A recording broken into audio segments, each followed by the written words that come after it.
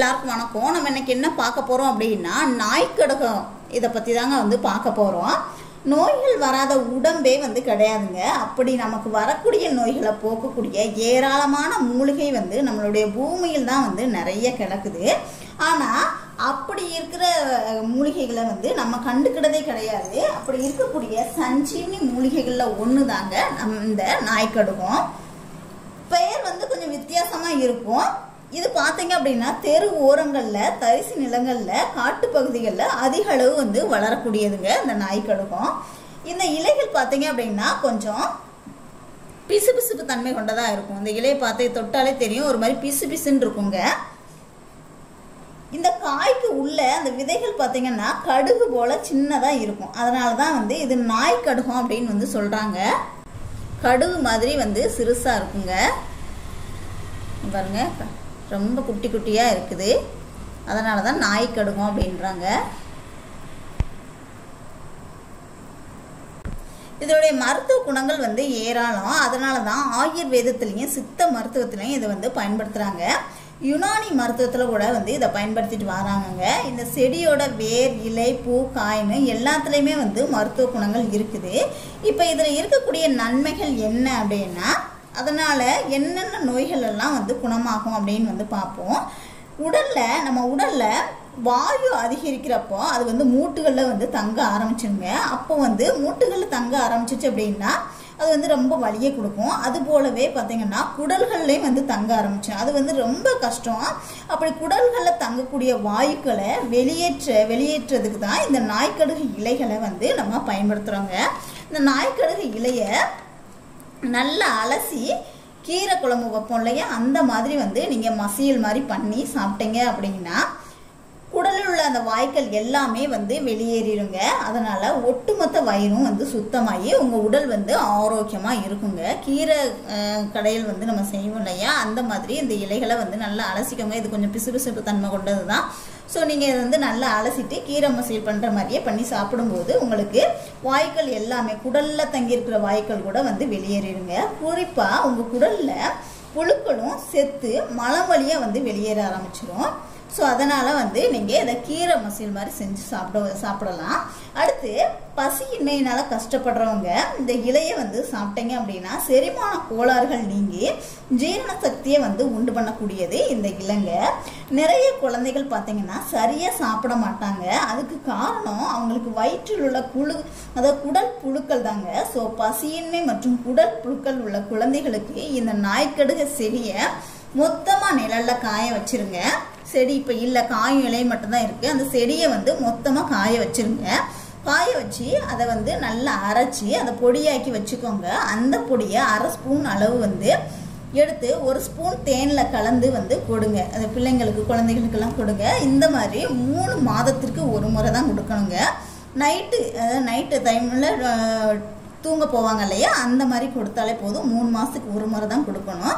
இந்த மாதிரி குழந்தைகளுக்கு கொடுக்கும்போது பசியின்மை பிரச்சனை நீங்கிரும். உங்களுக்கு குழந்தைகள் நல்லா சாப்பிட ஆரம்பிச்சிருவாங்க. பெரியவங்களுமே இதை தாராளமாக எடுத்துக்கலாங்க. அடுத்து பார்த்தீங்க அப்படின்னா பெண்களும் மாதவிடா பிரச்சனைகளுக்கு நல்ல தீர்வு தரக்கூடியது இந்த மூலிகைங்க. இந்த மாதவிடா காலத்துல சில பெண்களுக்கு இயல்பான ரத்தப்போக்கையும் விட அதிக அளவு ரத்தம் வெளியேறும்.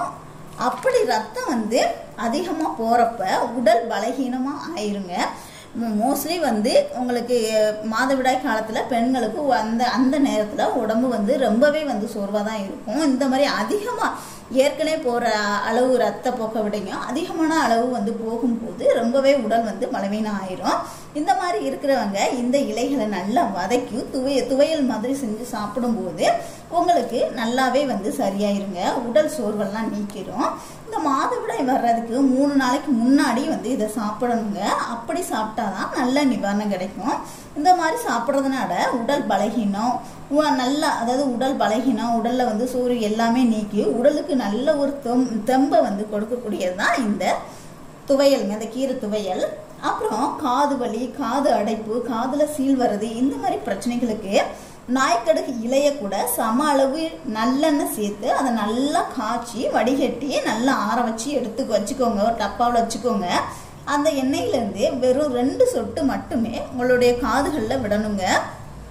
தொடர்ந்து காது வலி வந்துருச்சு அப்படின்னா தொடர்ந்து 3 நாளைக்கு நீங்கள் இந்த நம்ம தயாரித்து வச்சுருக்கோம் இல்லையா அந்த எண்ணெயை வந்து காதில் ஒரு 3 சொட்டு மட்டுமே விடணும். இந்த மாதிரி செய்யும்போது காது வலி, காது அடைப்பு, காதில் சீல் வடிகிறது இந்த மாதிரி பிரச்சனைகளுக்கு நல்ல தீர்வு தரும். ஒரு சில குழந்தைகளுக்கெல்லாம் பார்த்தீங்க அப்படின்னா சளி பிடிச்சிச்சு அப்படின்னாலே வந்து காது வலி வரும். ஸோ அந்த மாதிரி நேரத்தில் இந்த மாதிரி காய்ச்சி நல்லா ஆற வச்சுருங்க. ஆற வச்சு நல்லா ஆறினதுக்கப்புறமா ஒரு 3 சொட்டு மட்டும் விட்டீங்க அப்படின்னா காது வலி வந்து சரியாயிருங்க. அப்புறம் வயிற்றுப்புண், மஞ்சள் காமாலை, காய்ச்சல் இந்த மாதிரி பிரச்சனை இருக்கிறவங்க மற்ற கீரைகளோடு சேர்த்து இந்த நாய்க்கடுகு இலையையும் மசியல் மாதிரி செஞ்சு சாப்பிட்டு வரும்போது உங்களுக்கு இருக்கக்கூடிய வயிற்றுப்புண், மஞ்சள் காமாலை, தீராத காய்ச்சல் இருந்தாலும் அதையும் தடுக்கக்கூடிய தன்மை இந்த நாய்க்கடுகு இலைக்கு இருக்குதுங்க. அப்புறம் ஆண்களுக்கு இருக்கக்கூடிய மிகப்பெரிய பிரச்சனை என்ன அப்படின்னா நரம்பு தளர்ச்சி. நரம்பு தளர்ச்சி பிரச்சனை உள்ளவங்க இந்த நாய்க்கடுகு இலையை நல்லெண்ணெயில் வதக்கி நல்லா ஆற வச்சு நைட்டு சாப்பிட்டு வந்தீங்க அப்படின்னா தளர்ந்து போய் இருக்கிற நரம்புகள் எல்லாமே முறுக்கேறும். அதனால் நரம்பு சம்பந்தமான எந்த பிரச்சனையுமே வந்து வராதுங்க. நரம்பு சம்பந்தமான பிரச்சனைகளில் மூளையும் வந்து ஒன்று. மூளைக்கு தேவையான ஊட்டச்சத்துக்களை கொடுக்கக்கூடிய தன்மை இந்த நாய்க்கடுகத்துக்கு இருக்குங்க. ஞாபக சக்தியும் வந்து அதிகப்படுத்தக்கூடியது இந்த நாய்க்கடுகம். அதே மாதிரி அதிகப்படியான வாந்தி, வயிற்றுப்போக்கு பிரச்சனை இருக்கிறவங்களும் தாராளமாக இந்த நாய்க்கடுகு இலையை வந்து பயன்படுத்தலாங்க. அடுத்து பார்த்தீங்க அப்படின்னா நம்மளுடைய உடல் தேவையில்லாமல் வளரக்கூடிய அணுக்களை தடுக்கக்கூடிய தன்மை இந்த நாய்க்கடுகுக்கு இருக்குங்க. தேவையில்லாத அணுக்கள் அப்படின்னாலே நமக்கு ஞாபகத்துக்கு வருது புற்றுநோய்ங்க.